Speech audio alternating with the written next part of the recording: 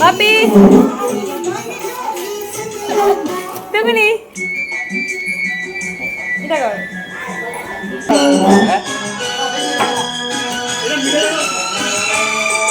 Ritik. Lanjut.